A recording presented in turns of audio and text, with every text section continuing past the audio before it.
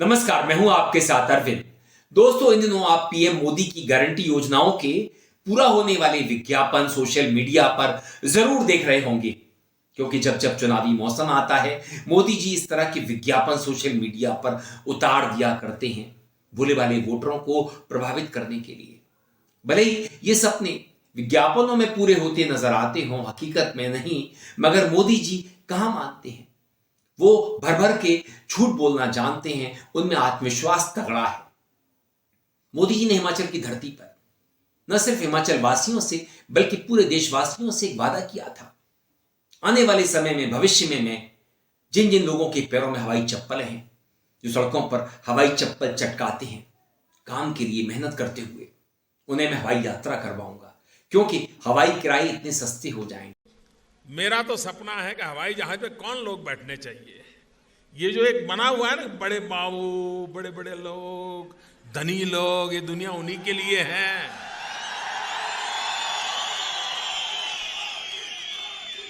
इस देश की जो सुविधाएं अमीरों को प्राप्त हैं, वो मेरे देश के गरीब को भी मिलनी चाहिए।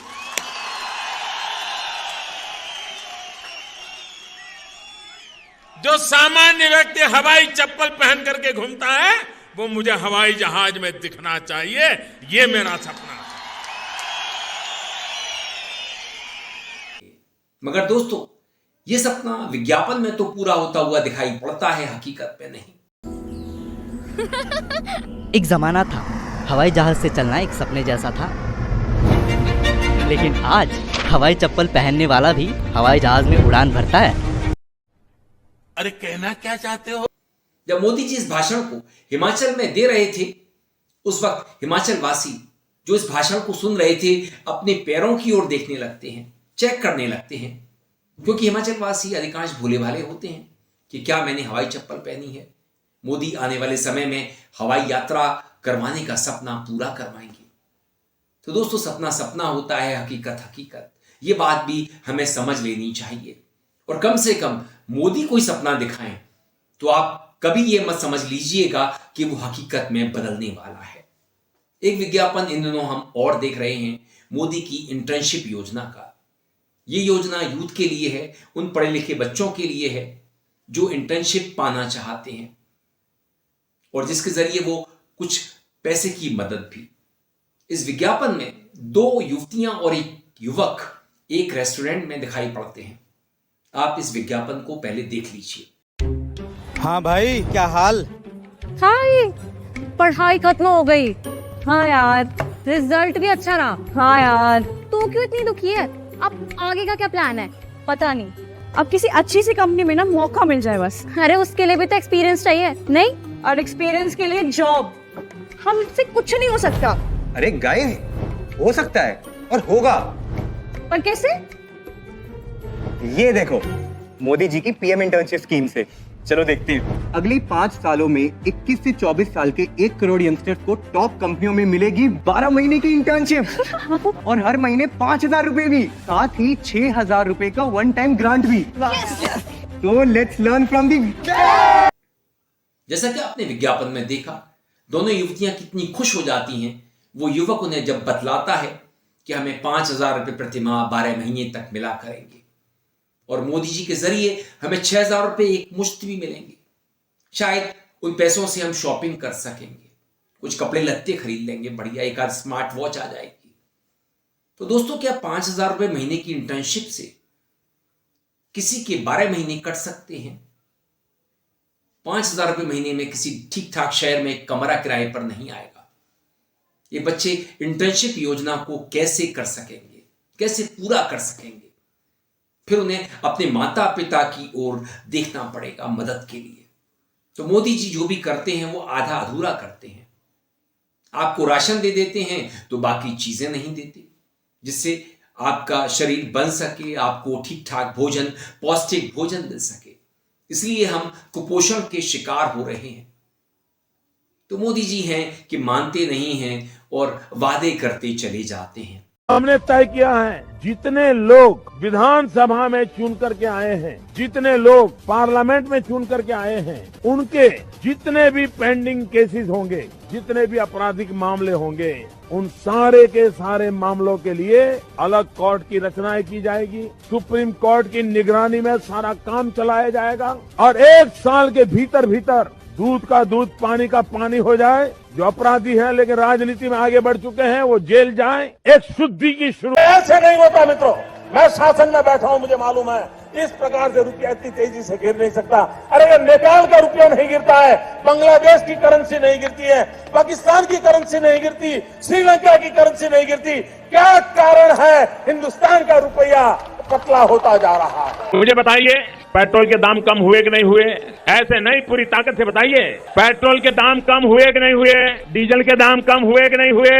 आपके जेब में थोड़ा बहुत पैसा बचने लगा कि नहीं बचने लगा? इंडिया में जो एयरपोर्ट्स हैं वहां कुछ ऐसा हो रहा है जिसका डायरेक्ट असर सिर्फ और सिर्फ आम जनता पे पड़ेगा। जो गेम हमने बीएसएनएल के टाइम पे देखा था, एग्जैक्ट वैसा तो नहीं, लेकिन कुछ उसी तरीके का एक इंटरेस्टिंग गेम हमारे इंडियन एयरपोर्ट्स पे भी हो रहा है। और एक्चुअल में हो क्या रहा है उसको समझने के लिए हमें थोड़ा सा पीछे जाना पड़ेगा।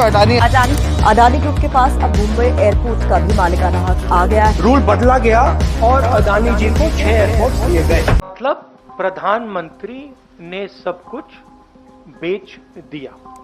ज्यादातर एयरलाइंस के फेयर आसमान छू रहे हैं, जिससे यात्री परेशान। भारत में 2019 से 22 के बीच सबसे ज्यादा फ्लाइट टिकट्स के दामों की बढ़ोतरी हुई। अगर आप 10 एशिया पैसिफिक कंट्रीज को कंपेयर करें तो इन 10 कंट्रीज में से भारत में सबसे ज्यादा फ्लाइट टिकट्स की दामों की बढ़ोतरी हुई। सिटी बने आवश्यकता अनुसार, कहीं हेल्थ सिटी बने, कहीं स्पोर्ट सिटी बने, ये स्पेशलाइज सिटी क्यों न बने?